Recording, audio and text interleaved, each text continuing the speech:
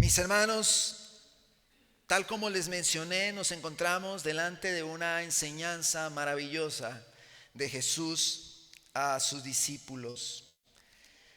Un elemento agrícola que Dios utiliza, un ejemplo terrenal para ilustrar una realidad espiritual, eterna, celestial.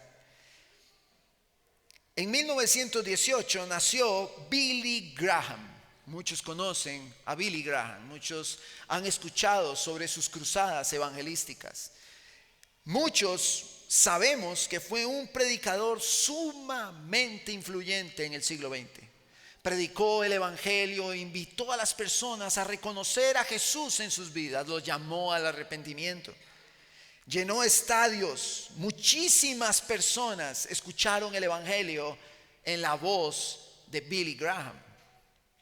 En sus cruzadas evangelísticas, miles de personas pasaban al frente para recibir a Cristo. Pero Graham mismo dijo algo muy impactante. Él dijo: solo una minoría de los que pasan al frente realmente perseveran en la vida cristiana. En varias entrevistas y reportes de ministerios se estimaba que entre un 5% y 15% de las personas que respondían al llamado que hacía Billy Graham perseveraban en la fe.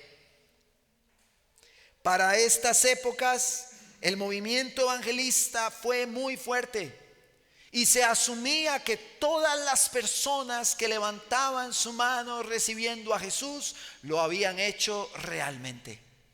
Sin embargo, la parábola del sembrador nos muestra una realidad que refleja la estadística sobre la predicación de Billy Graham.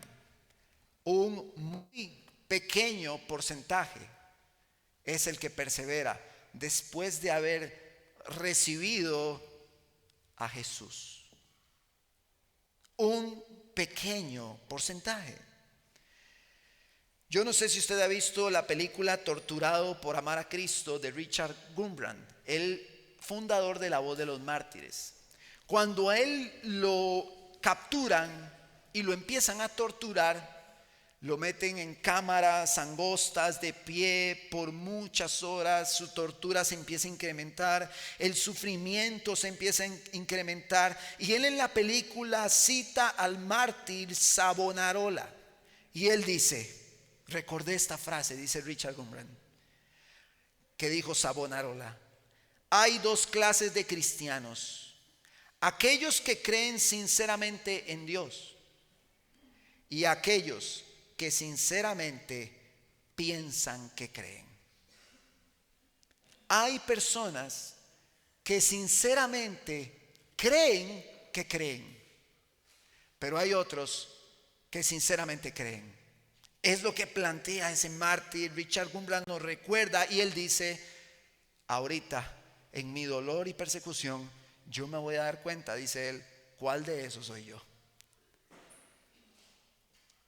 Mis hermanos, nosotros tenemos que reconocer que dentro de todas las personas que se congregan en todas las iglesias a nivel mundial, un muy pequeño porcentaje da fruto. Muy pequeño porcentaje. Inclusive voy a decir algo muy atrevido. Hay matrimonios donde el hombre persevera porque la mujer lo lleva, o la mujer persevera porque el hombre la lleva. Los dos asumen, confiesan ser creyentes, pero realmente, si esta mujer no estuviera el hombre a la par, ella dejaría la fe. Este hombre, si no estuviera esa mujer a la par, dejaría la fe.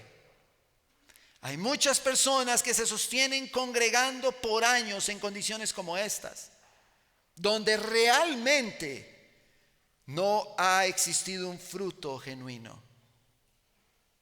Vamos a nuestro texto, Lucas capítulo 8, verso 4, y vamos a leer Nuevamente la primera parte, habiéndose congregado la multitud, Jesús está delante de muchas personas. Y los que de varias ciudades acudían a Jesús, entonces les habló por medio de una parábola. El sembrador salió a sembrar. Ahora quiero que en su imaginación usted vea ese sembrador que va con las semillitas. Salió a sembrar su semilla. Al sembrarla, una parte cayó junto al camino, cayó al ladito del camino donde debía caer esa semilla, y fue pisoteada. Pasaban alrededor y majaban la semilla, y las aves del cielo se la comieron. Otra parte cayó sobre la roca, y tan pronto como creció, se secó porque no tenía humedad. ¿Cómo creció? Pronto. Creció pronto. Otra parte cayó en medio de espinos, y los espinos, al crecer con ella, la ahogaron.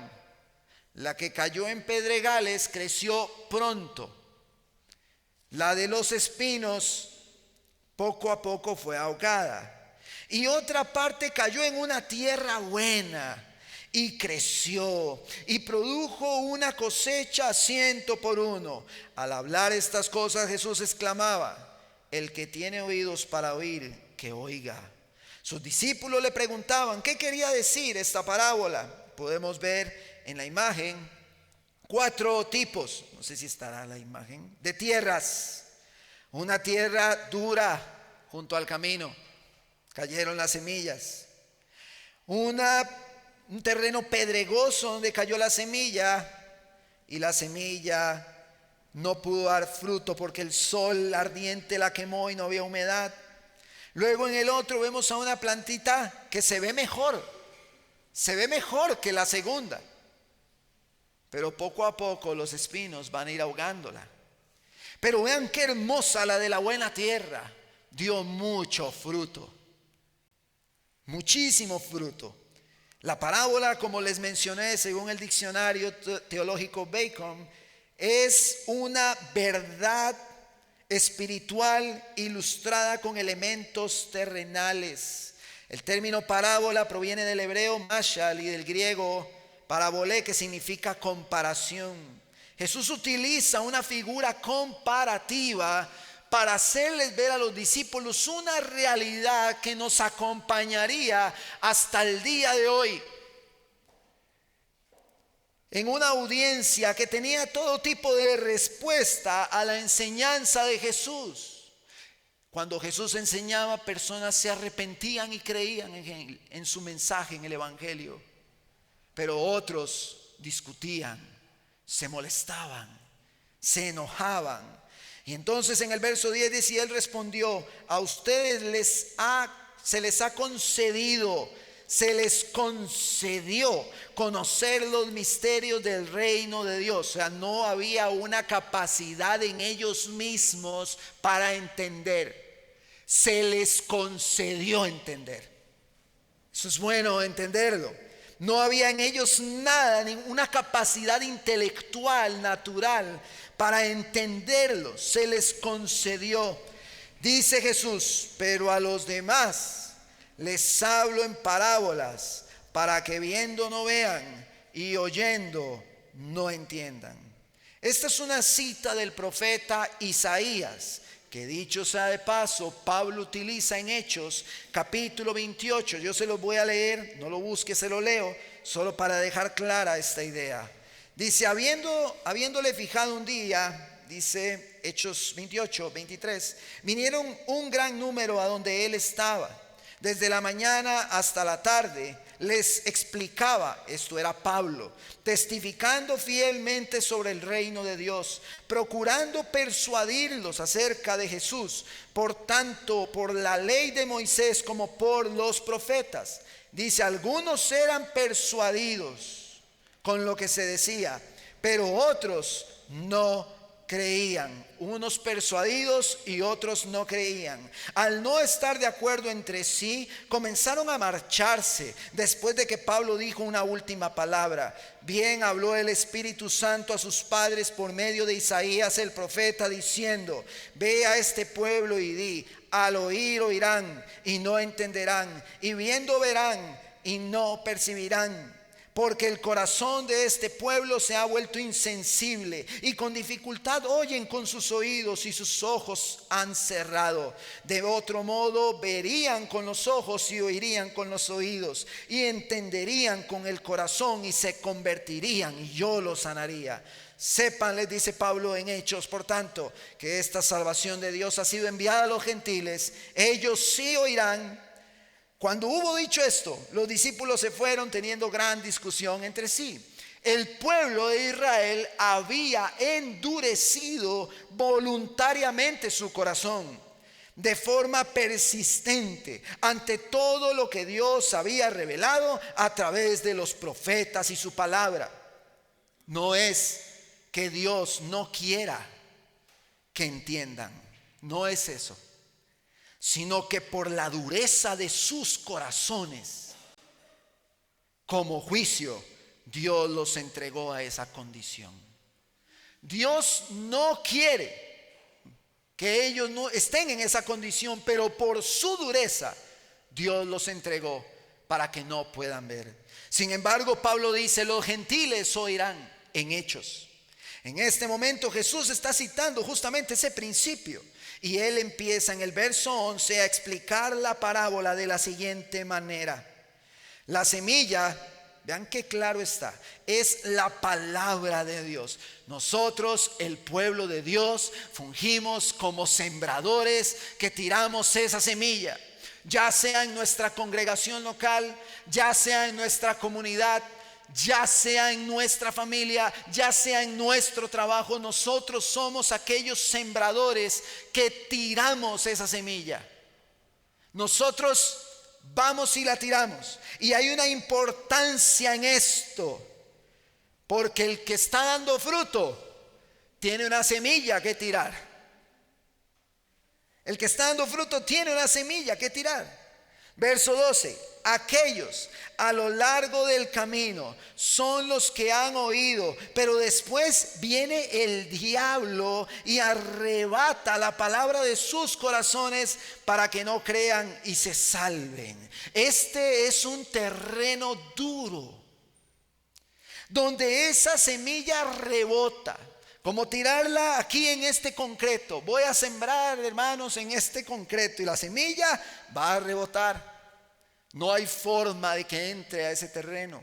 No hay forma de que la semilla entre. En Mateo, esta misma parábola lo dice de la siguiente forma: a todo el que oye la palabra del reino y no la entiende, el maligno viene y arrebata lo que fue sembrado en su corazón. Este es aquel a quien se sembró la semilla junto al camino. Mis hermanos, lo que se anuncia son las buenas nuevas del reino, la buena voluntad de Dios agradable y perfecta para con los hombres, que culmina en la figura de nuestro Señor Jesucristo, quien fue enviado por el Padre, se hizo hombre, habitó entre nosotros, murió en la cruz, resucitó al tercer día, se presentó a los discípulos, ascendió a los cielos, intercede por nosotros hoy y pronto volverá. Ese es el mensaje del reino, el evangelio que nos recuerda desde el Génesis la promesa que Dios ha hecho. Pero nosotros tiramos esa semilla en un tipo de terreno donde esa semilla rebota. No comprenden. No, como dicen algunas personas, no les entra. ¿Cómo hago? Le decía, recuerdo un entrenador de básquet en uno de los partidos de mis hijos del otro equipo. Les decía: ¿cómo hago yo para meter en esas cabezas de ustedes lo que tienen? Es una desesperación que puede entrar en una persona de querer meter la idea que tiene en otra cabeza. Pero estas personas no reciben este mensaje. Estas personas no reciben el mensaje del evangelio. no lo reciben, no lo entienden. Y como dicen algunas mamás cuando le hablan a sus hijos, es como hablarle a la pared. No hay una respuesta. Es como la persona que está enferma, que necesita hacer cambios en su salud y que va y se sienta frente al médico. Vean, hermanos, y se los voy a decir, y yo quiero de verdad decirlo con un corazón correcto esto. El médico le dice a la persona: usted tiene que hacer cambios en su vida. Y la persona dice: sí, yo tengo que cambiar. Sí, ajá. Y de pronto revisa el celular y el médico le está diciendo, le está hablando: es que tienes que cambiar, tienes que tomar más agua, tienes que hacer ejercicio, tienes que dejar las grasas, tienes que... Y la persona sí. Pero sale del consultorio y no hace absolutamente nada de lo que dijo el médico. Esa es una persona a la que no le entró nada. El médico habló y a esa persona no le caló nada. Mis hermanos, en el ministerio eso también pasa. Hermano, es bueno que usted haga eso. Sí, pastor, sí, yo debo hacerlo. Hermano, tienes que ir, tienes que hacer esto, tienes que buscar aquí. Sí, pastor, sí. Y cuando el pastor se fue, la persona se va de la reunión y la persona no hace absolutamente nada de lo que se le aconsejó hacer. No hay una reacción, no hay una respuesta, claro. Y uno humanamente dice: Dios mío, no le entró nada. Predicamos el domingo un mensaje claro, conciso. Se da una directriz, un lineamiento claro, conciso. Y al día siguiente se hace totalmente lo contrario. Y uno dice: Señor, yo sé que no depende de mí, que es tu obra, pero te pido que en ese terreno esa semilla pueda dar fruto. Te pido, Señor, que pueda dar fruto. En este terreno contamos con una injerencia satánica. Hermanos, hay una participación de Satanás en este terreno. Un terreno, mis hermanos, duro. Un terreno duro. En ese terreno Satanás encuentra facilidad para trabajar. Porque en ese terreno la estrategia urgente, según plantea John MacArthur, de Satanás es robar la palabra. Es urgente y es estratégico. Satanás va a llegar a robar lo que se enseñó. Satanás va a llegar a robar lo que se predicó. Aquella persona que recibió el mensaje, que no le entró el mensaje, Satanás se la quitará. Y el enemigo llega inmediatamente. El enemigo llega en medio de la predicación de ese mensaje. Él no se espera ni siquiera después. Él llega en el momento. Y ahorita les voy a ilustrar cómo me pasó a mí esta semana esto. El enemigo quita la palabra engañando. Yo estaba predicándole esta semana a una persona. Y resulta que yo le decía a esa persona, le hablaba acerca de la necesidad de Jesús como Salvador. Y le hablé de que la Biblia dice que vamos a morir y que después viene un juicio. Y esa persona se estresó conmigo. Me dice: yo no necesito saber nada de eso. Le digo: pero ¿por qué no? Me dice: porque esas cosas me molestan, me producen ansiedad, me preocupan. Eso a mí no me trae paz. Y entonces yo le dije: es que la paz la va a encontrar en Jesucristo, para que usted en ese juicio pueda salir libre. Sí, pero es que yo no necesito saber sobre eso. Yo he encontrado paz a mi manera. Yo he encontrado paz a mi forma. Esto fue un debate intenso, hermanos, compartiendo el evangelio. Y le digo: ¿y cómo ha encontrado? ¿Cuál ha sido su clave para encontrar esa paz que usted dice que tiene? Yo omito las cosas malas. Yo omito todo lo malo, lo omito. Todo lo malo lo quito, lo omito. Y entonces yo le ilustré y yo le dije: vamos a ver, si yo omito que allá afuera hay maldad y hay delincuencia, esa maldad y esa delincuencia dejan de existir porque yo las omita. No. Y le hago: pues la eternidad, el juicio y la condenación y la salvación no van a dejar de existir porque usted las omita. Yo le estoy llamando a usted a que reconozca que necesita a Jesús para ser salvo. La conversación fue extensa en términos filosóficos también, pero yo le hacía ver a él la necesidad. Otro argumento que él también me planteó. Dice, yo tengo mi propia moral. Digo, entonces su moral la define usted. Sí, yo defino mi moral. Bueno, entonces cada ser humano define su moral. Y me dice él, sí, está bien. Entonces yo le dije, ¿usted tiene hijos? Sí, tengo una hija. Entonces la ilustración me quedó sencilla. Digo, ¿qué pasa si a su hija, un hombre de 40 y tantos años, siendo ella una niña de 10 años, le dice que quiere casarse con su hija? Y él se me enojó muchísimo. Y yo le dije, ¿ve por qué la moral no puede ser subjetiva? Porque puede ser que le diga, para mí eso no está mal. Para mí eso no está mal. Y usted dice que sí, pero él dice que no, y él quiere casarse con su hija. Y resulta que su hija dice que tampoco para ella está mal. Entonces, ¿puede ser la moral subjetiva o no? Entonces, mis hermanos, recordamos que entramos, y esto es bueno entenderlo, cuando nosotros estamos compartiendo el evangelio en tiempos como estos, los argumentos no son como hace 20 años. Tenemos que estar listos para presentar una defensa objetiva y clara sobre la realidad de nuestra fe y lo que la palabra enseña, en medio de una sociedad que no está hablando de Dios. Pregúntele a su hijo de colegio, de escuela, ¿cuánto hablan de Dios en el colegio o en la escuela los compañeros? No se habla de Dios, no se habla como antes. Antes habían niños en las escuelas que decían, mi papá, mi mamá me han enseñado. Hoy ya ni eso hay. No están hablando de Jesús, no hablan de Dios.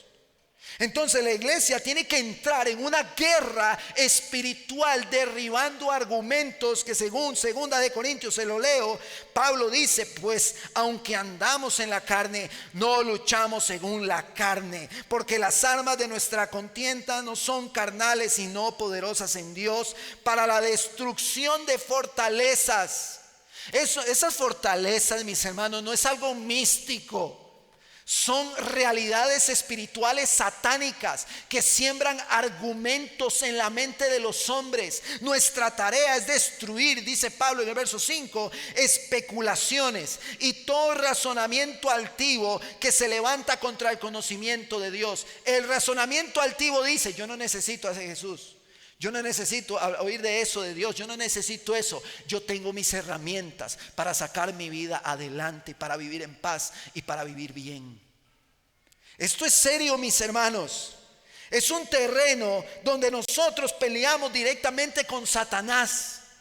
Cuando estamos predicando el evangelio, hay una oposición satánica. Y poniendo todo pensamiento en cautiverio a la obediencia a Cristo, dice Pablo. Hermanos, la proclamación del evangelio se lleva a cabo en un contexto de guerra espiritual. Satanás se va a oponer a que se comparta el mensaje de Cristo. Satanás se va a oponer a que ese mensaje cale en el corazón de las personas. Un comportamiento, mis hermanos, que tenían los fariseos cuando Jesús planteaba esto, y muchos judíos que simplemente rechazaban la palabra. Hasta este punto toda la audiencia que escucha este mensaje en una iglesia puede decir, bueno, yo no soy ese terreno porque yo aquí estoy sentado escuchando el mensaje. Yo no estoy rechazando que eso es verdad. Pero el mundo que rechaza de golpe el mensaje, ese mundo se encuentra hoy oprimido por la voluntad del diablo, lejos de Jesús. Ahora, ¿debe el sembrador dejar de tirar las semillas porque algunas caen junto al camino? En ninguna manera. Debemos seguir predicando el evangelio, aunque muchos de los terrenos donde plantemos o tiremos esa semilla sean duros. Rechazaban la palabra, pero sigue en el verso 13. Aquellos sobre la roca, los que cayeron en pedregales, son los que cuando oyen reciben la palabra con gozo, se emocionan, parecen el momento que creen, wow, qué verdad más linda esta que me están diciendo, pero no tienen una raíz profunda. Creen por algún tiempo, y en el momento de ser tentados, sucumben. Y esto me recuerda a las personas que en enero entran al gimnasio. Se entusiasman. ¿Verdad lo que pasa? Pagan la mensualidad aunque les cueste carísima. Yo ahora tomo el desafío, el reto, y ya ahora sí voy a ser una persona fitness. Pagan la mensualidad, compran su ropa deportiva, ven videos sobre deporte, se juntan con los que hacen deporte, andan cerquita, sí, son amiguis ahora, son amigos de los que hacen deporte, se juntan todos, se miran al espejo todos los días y se pesan en la báscula cada semana. Inclusive se toman la famosa foto frente al espejo del gimnasio. Muchos de ellos comienzan a ver cambios donde ni siquiera existen. Ahora, después de Semana Santa, ustedes saben, mis hermanos, los que me conocen de cerca y conocen mi situación, saben que yo estoy obligado, yo tengo que hacer ejercicio, lo tengo que hacer sí o sí, no puedo por mi salud. Y ahora, después de Semana Santa, yo terminé de hacer ejercicio a las 6 y 5 de la mañana, salí de bañarme ahí en el gimnasio donde estábamos, entró una amistad ahí, y entonces me dice, qué vacío está, ¿verdad? Le digo, es que ya pasó Semana Santa. ¿Cómo? ¿Por qué? Le digo, es que 2-3 semanas antes de Semana Santa la gente viene y piensa que en 3 semanas se va a marcar y se va a inflar para ir a la playa en Semana Santa y verse bien. Hermanos, aunque parezca un chiste lo que estoy diciendo, la gente piensa eso. Y bueno, yo tuve el privilegio de estudiar eso en la universidad, y si usted quiere ver cambios mínimo, tienen que ser 6 meses mínimo, bien trabajados y bien esforzados, con dieta, con un entrenamiento duro, riguroso y disciplinado. Pero hay personas que van 2 semanas antes de las vacaciones, y voy a ponerme bien para ahora en vacaciones, hacer guas, y que yo me pueda ver bien. Así es el ser humano es así. Así, con el entusiasmo con el que arrancan estas personas, motivados por elementos superficiales, así terminan.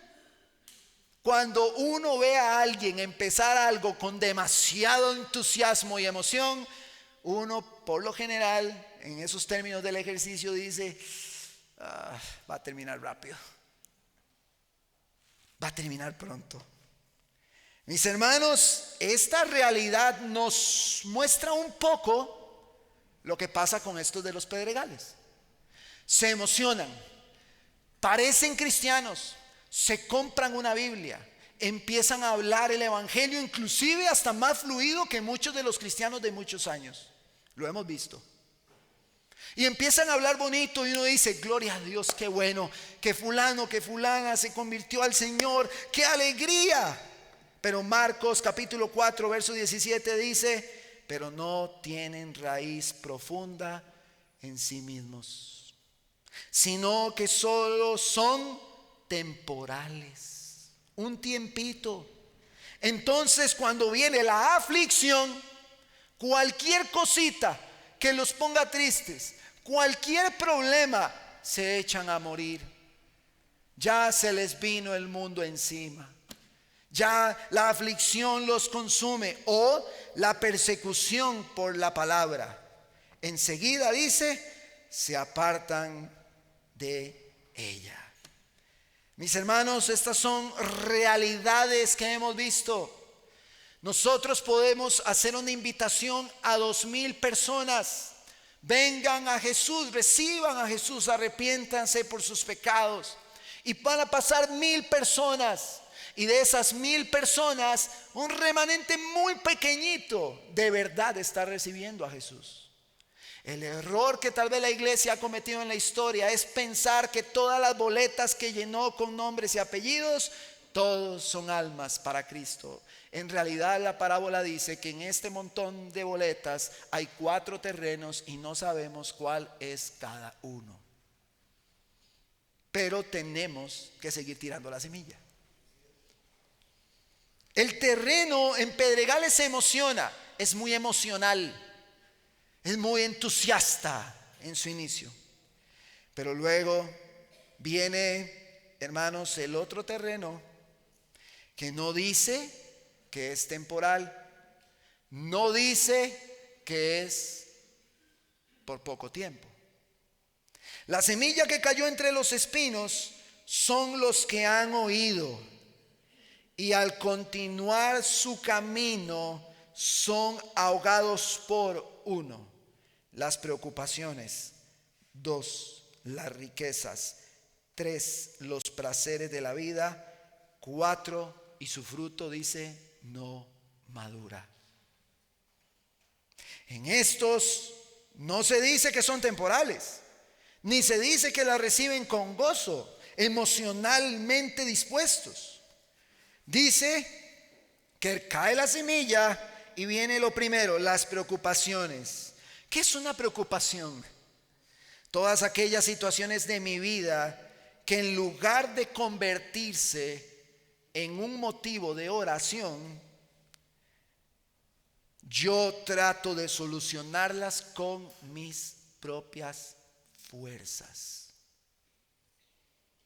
Cuando viene la situación difícil, este tipo de terreno dice: Señor, o sea, tú no eres suficiente para mí. No lo dice con sus palabras, lo dice con sus actos. Tú no voy a confiar, yo tengo que hacer, yo tengo que solucionar, yo tengo que ver cómo hago. Señor, ahorita no puedo orar, ahorita no puedo ir a la palabra, tengo que trabajar para resolver mi problema. Este tipo de personas se olvida de Filipenses capítulo 4. Por nada estén afanosos, antes bien en todo mediante oración y súplica con acción de gracias sean dadas a conocer sus peticiones delante de Dios. Y la paz de Dios, que sobrepasa todo entendimiento, guardará sus corazones y mentes en Cristo. Estas personas, hermanos, no logran reposar en Dios. No lo logran.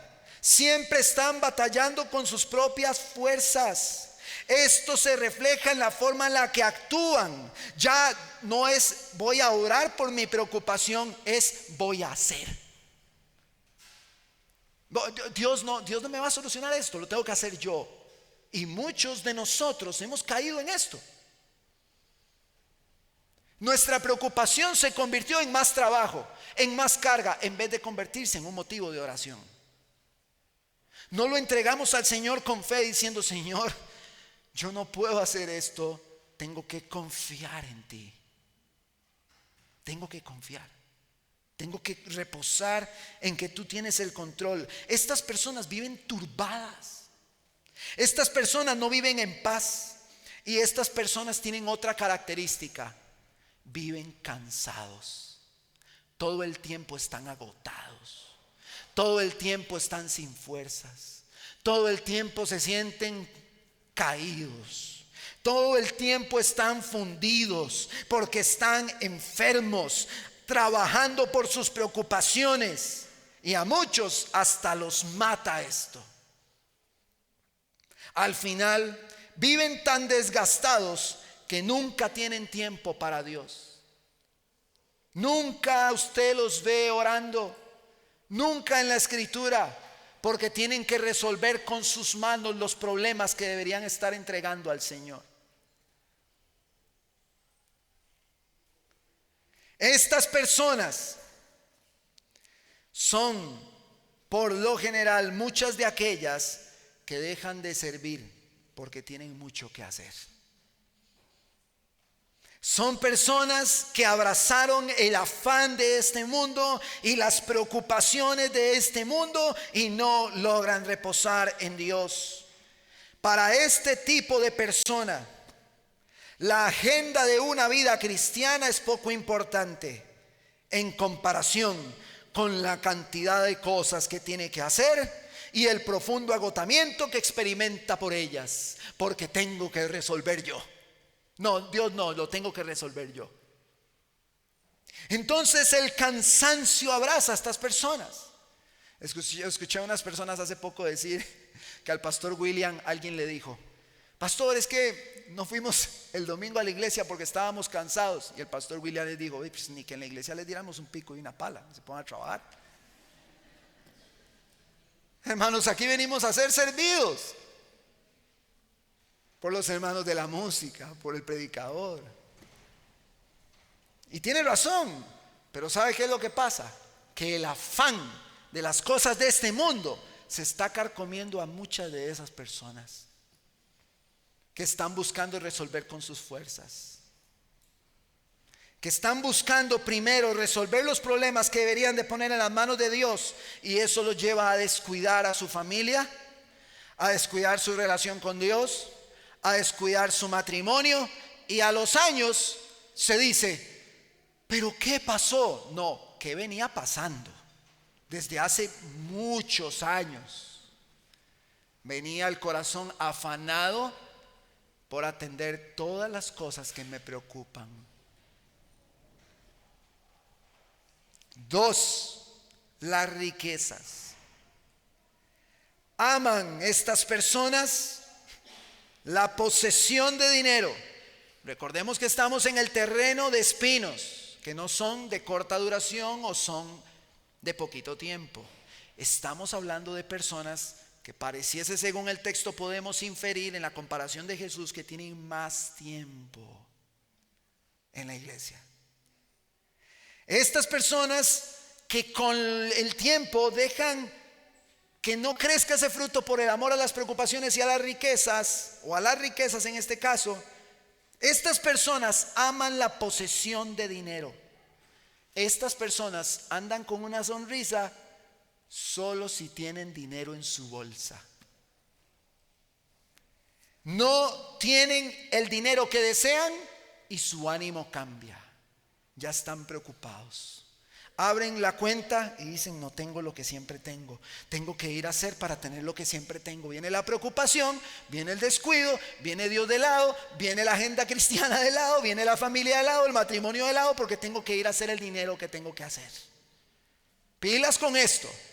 Voy a dar más indicadores. Estas personas también, en algunos casos, se caracterizan por no honrar a Dios de manera habitual. ¿Qué significa habitual? Un hábito, como un relojito. No, yo sí lo hago. Por allá.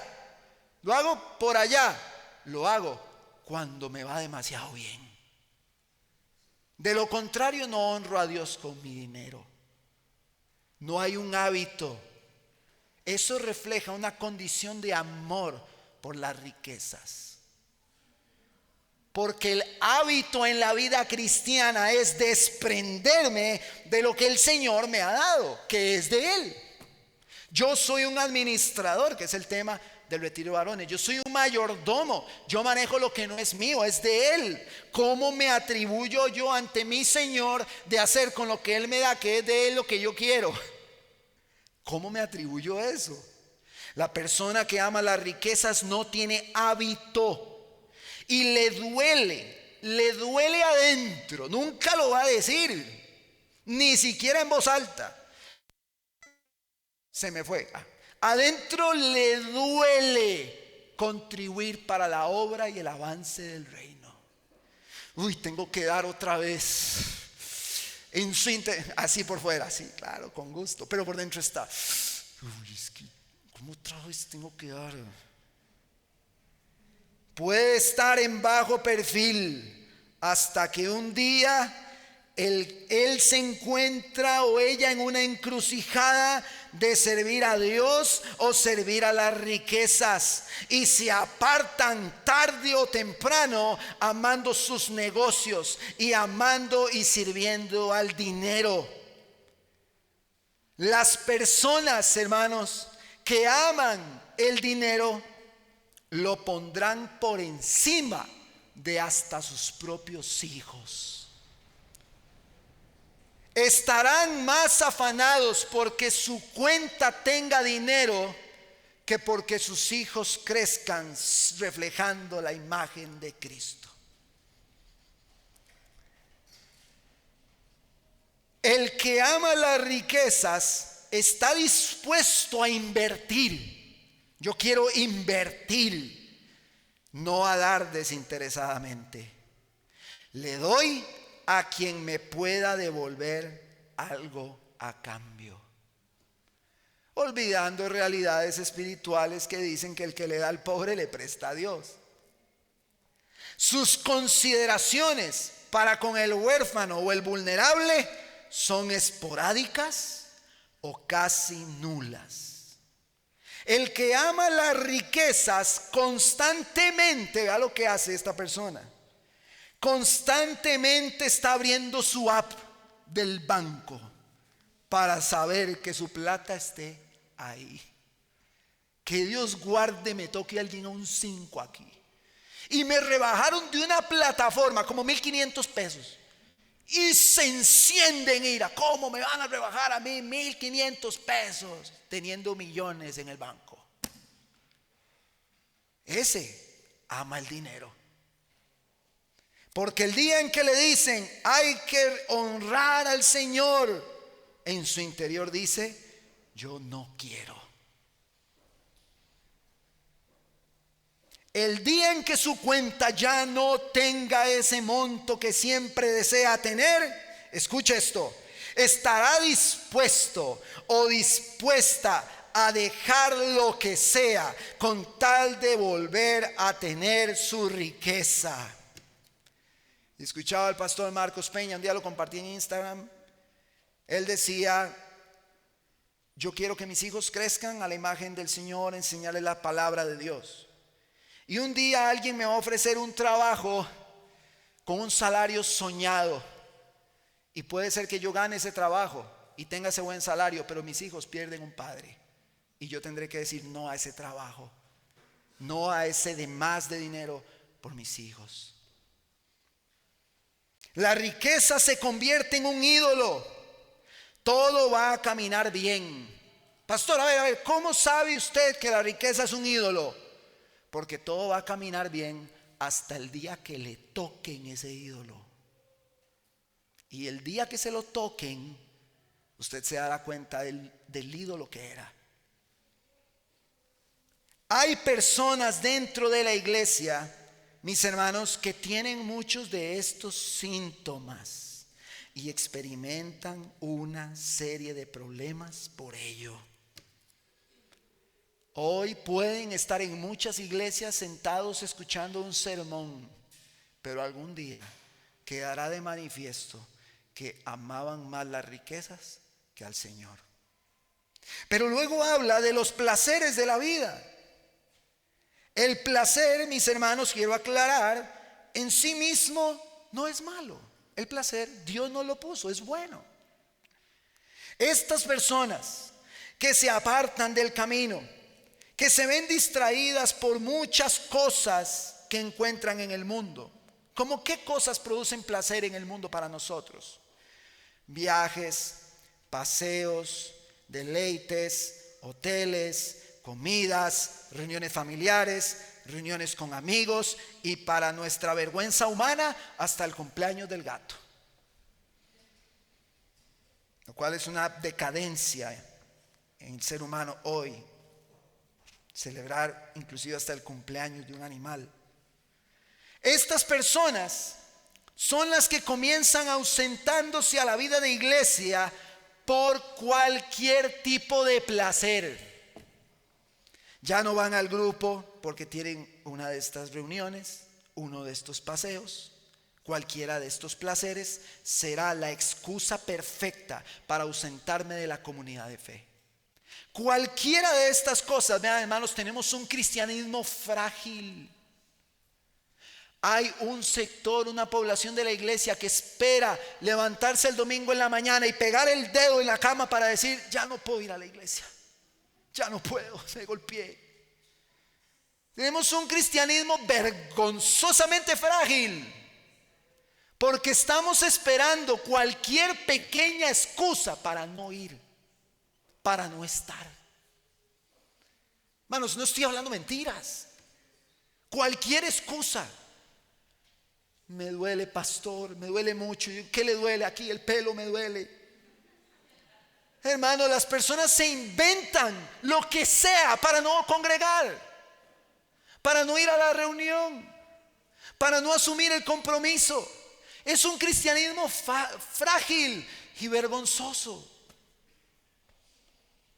Y cuando una persona abraza los placeres de esta vida, mis hermanos, empieza a dar los síntomas, quitándose, como lo mencioné, de servir, dejando de asistir, dejando de llegar. Hermano, cuando usted deja su vida cristiana, no es...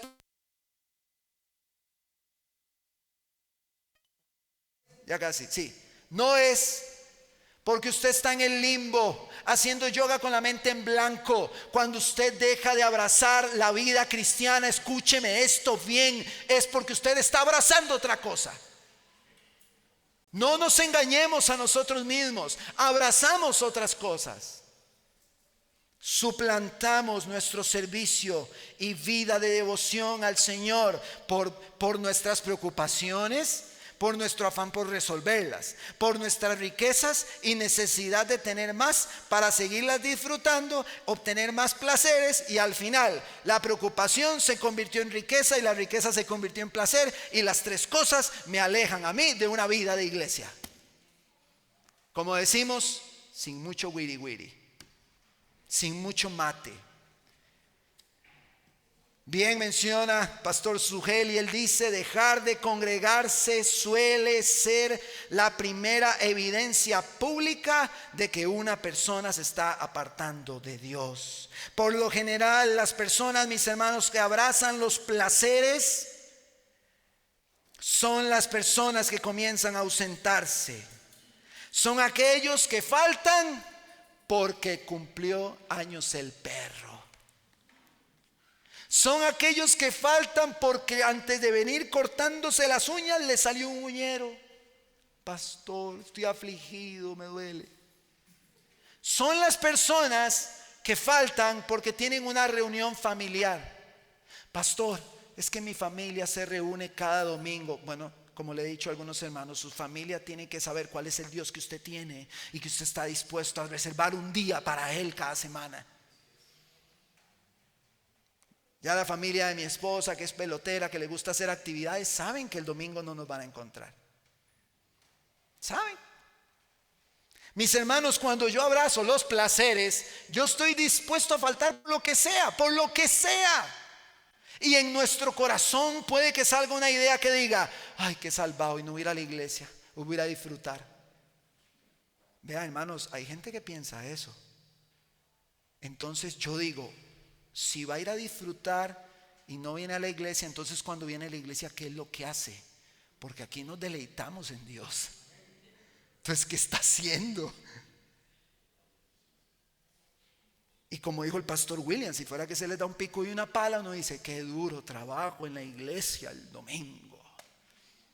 Ahora, hasta este punto podría ser que usted vea esto moralista, que depende de nuestro desempeño, que depende de nuestro esfuerzo. ¿Sí? Puede ser que usted lo esté viendo así, pero el verso que sigue nos dice algo completamente distinto. Verso 15. Pero la semilla en la tierra buena son los que han oído la palabra con corazón recto y bueno, y la retienen y dan fruto con perseverancia. Mis hermanos, dan fruto con perseverancia. Acá quiero aclarar la ilustración del gimnasio que mencioné. Para usted perseverar en el gimnasio, usted necesita buena disciplina, buen rendimiento, buen trabajo que hacer. Pero dice aquí en el verso 15 que los de buena tierra tienen un corazón recto, bueno. Pero la Biblia dice que todos somos malos, que no hay ni uno bueno.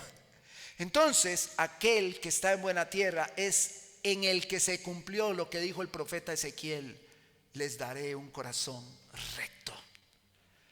Hay una gracia divina que debe actuar en nuestros corazones, el poder de Dios en nosotros, para que nosotros podamos oír, para que podamos dar buen fruto, para que no sea por nuestro desempeño, sino por la obra sobrenatural del Señor. Tanto el de los pedregales como el de los espinos. Puede pasar en el de los espinos muchísimo tiempo tratando de dar un buen rendimiento, pero su corazón no ha sido regenerado. No importa, escúcheme bien, cuánto tenga sentado en una iglesia escuchando sermones, si su corazón no es regenerado por el Espíritu de Dios, como anunciaron los profetas, no va a entender la palabra, no va a dar fruto.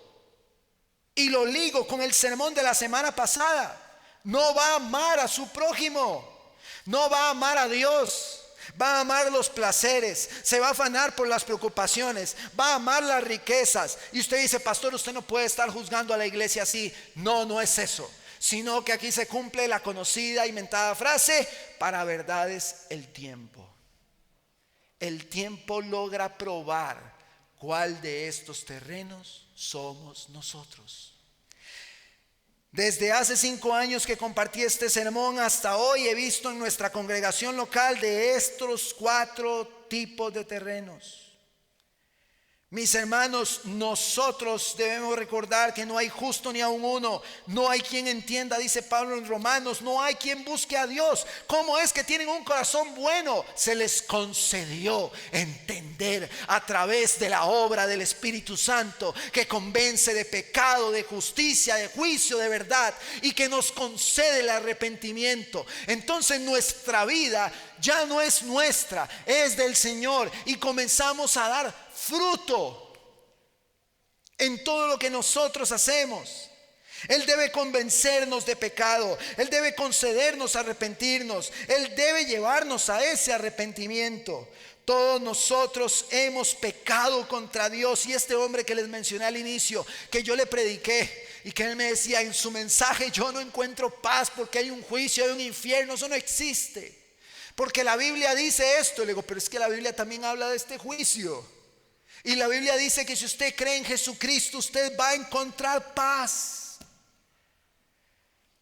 Debemos, mis hermanos, correr a la cruz ante esta realidad. Ninguno de nosotros podrá dar fruto si la gracia de Dios no opera en nosotros. Ninguno puede. Seguiremos amando, afanados por las preocupaciones. Seguiremos amando las riquezas. Seguiremos amando los placeres. No daremos fruto. Nunca. Hermanos, hay personas que están en una iglesia por muchísimos años y no se maduran, no crecen, no cambian. Usted no le ve cambios por ningún lado. No existen los cambios, porque probablemente están amando otra cosa. En Cristo, cuando corremos a Él, encontramos reposo, encontramos paz, encontramos gozo. En Cristo encontramos refugio ante los ataques de Satanás. En Cristo nuestras emociones se sujetan a su voluntad. En Cristo reposamos todas nuestras preocupaciones. En Cristo serviremos con gozo solo a Él como Señor y no a las riquezas. En Cristo disfrutaremos del placer sin que se convierta en nuestro ídolo. En Cristo daremos un fruto que permanece. Pero en Lucas, la parábola no, el texto no termina ahí. Sigue el verso 16. Nadie enciende una lámpara y la cubre con una vasija o la pone debajo de una cama. Vea esto, mis hermanos, sino que lo pone sobre un candelero para que los que entren vean la luz. Pues no hay nada oculto que no haya de ser manifiesto, ni secreto que no haya de ser conocido y salga a la luz. Vean, hermanos, cuando la obra del Espíritu de Dios se da y hay fruto, ese fruto se ve. Dios no va a encender la llama del evangelio en una persona para guardarla. Dios enciende esa llama en el evangelio para que dé fruto, para que se note, para que se pueda ver el proceso de madurez, para que se pueda ver el proceso de crecimiento, para que se pueda ver que su conducta se parece cada vez más a la de Cristo en vez a la del mundo. Mis hermanos, una transformación genuina se puede ver, es lo que Jesús está diciendo. Cuando Dios hace esa obra se nota, se nota. De modo que si alguno está en Cristo, nueva criatura es, las cosas viejas pasaron y todas son hechas nuevas.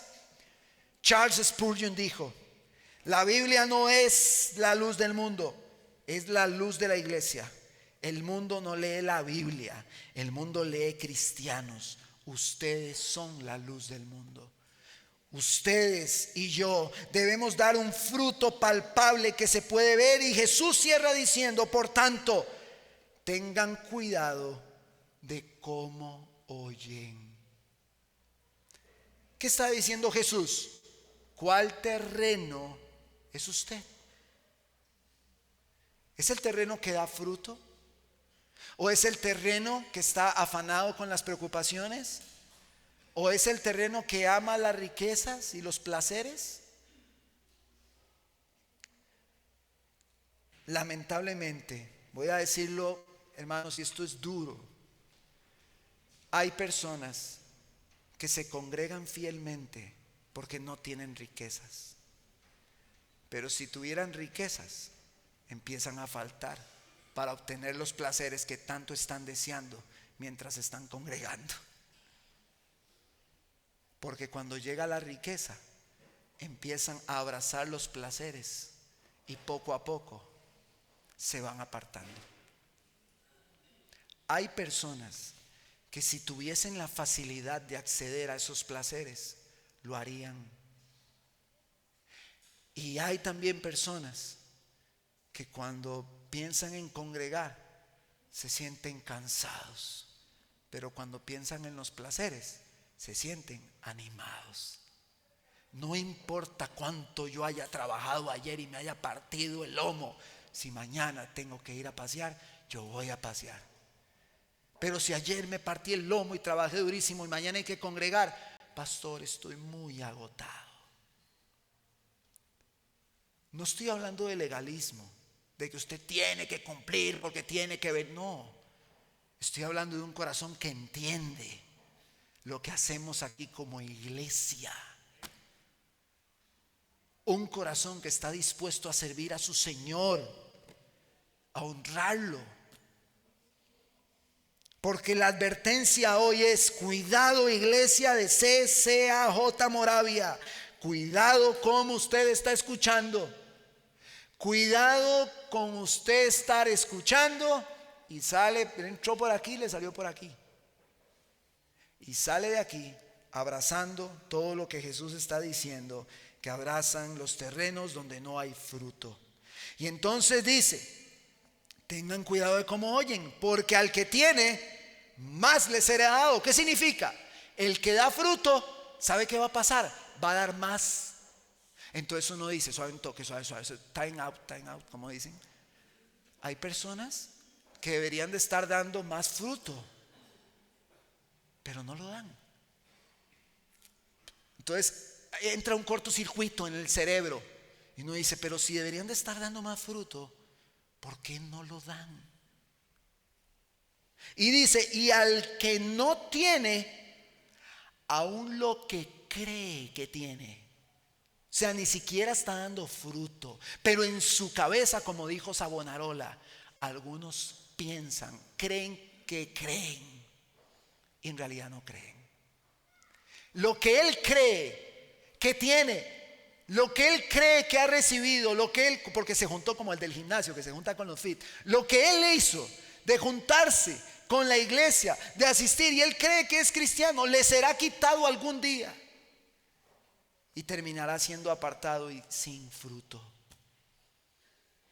Nosotros tenemos que colocar nuestro corazón delante del Señor, hermanos míos, y decirle: Señor, aquí está mi corazón. Yo necesito correr a la cruz y yo necesito, Señor, que tú me muestres cuál es mi condición, porque yo quiero dar un fruto que permanece. Porque hay algo que quiero aclarar aquí. en ninguno de estos terrenos hay una opción que diga, hay otro terreno que dio fruto y luego por un tiempo dejó de dar fruto y luego otra vez volvió a dar. No, eso no existe en la parábola de Jesús. El que da fruto persevera. Vamos a ver, lo que está obrando en el corazón de nosotros es el Espíritu de Dios. Y el fruto es en aumento, en aumento, en aumento, en aumento, en aumento. Y entonces es donde tenemos que reflexionar cómo está nuestro fruto. Revisemos nuestro corazón y revisemos nuestros comportamientos. Porque pudiese ser que en nuestra vida nosotros estemos evidenciando que no hemos sido regenerados y que cada vez que viene una preocupación, eso sale a la luz. Y uno le dice a la iglesia, iglesia, no deje de congregarse. Iglesia, ame a su hermano. Iglesia, busque a Dios en oración. Iglesia, comparte el evangelio a los que tiene cerca. Padres, enseñen a sus hijos en el evangelio. Pero muchas veces el obstáculo para que todas esas cosas se cumplan son las preocupaciones, las riquezas, los placeres, el afán de este mundo es lo que hace que eso no suceda. Y vuelvo a la pregunta que hice. Y luego nos preguntamos, ¿por qué pasó esto? Y la respuesta es, no es que pasó, es que venía pasando desde hace un montón de años. Y hasta ya, años después, pegó contra el tráiler de frente y quedó en evidencia que nunca fue transformado. Que sea Dios quien transforme nuestro interior. Corramos a la cruz del Señor y digámosle, Señor, hay 4 terrenos. Señor, yo quiero ser la buena tierra. Yo quiero dar fruto. Aléjame de los afanes, placeres, amor por las riquezas que este mundo ofrece. Y que podamos recibir la palabra con gozo y dar el fruto que el Señor espera que nosotros demos. No asumamos, hermanos, que porque estamos aquí escuchando somos una super tierra con super fruto. No asumamos. Analicemos nuestros corazones. ¿Sabe por qué? Porque en 2 de Corintios Pablo les dijo, examinaos a vosotros mismos si estáis en la fe. Probaos a vosotros mismos. ¿O no os conocéis a vosotros mismos que Jesucristo está en vosotros, a menos que estéis reprobados? Es un llamado directo del apóstol Pablo a una autoevaluación espiritual genuina. No asumir que se está en Cristo, sino comprobarlo con evidencia real. ¿Qué quiere decir esto? Si usted está en Cristo, hay una evidencia que lo acompaña.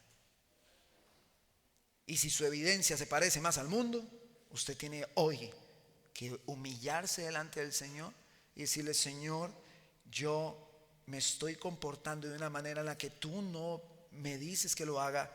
Yo debo reconocer mi pecado y ser alineado por el Espíritu de Dios a toda verdad. Corramos a la cruz de Jesús, al mensaje de esperanza, y encontremos paz en Él y satisfacción.